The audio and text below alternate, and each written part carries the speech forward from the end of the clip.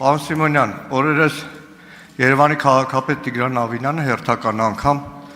անհարգալից արտահայտություն է թույլ տվել քուրդ համայնքի նկատմամբ եւ հղում տալու թևավոր արտահայտությունների վրա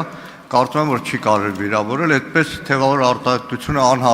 անհաղուհաց քրդի շուրջ, բայց բնականաբար որևէ մեկը չի օգտագործում։ Ամեն դեպքում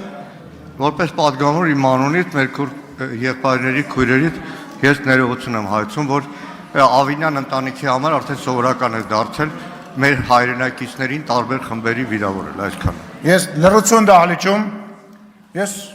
շատ ուրախ եմ, որ հենց դուք եք այդ հարցը բարձրացնում, որովհետև դուք հայտնի այն պատգամավորներից եք, որը որ սեռական բնույթի հայհոյանք էր գրել Facebook-յան էջում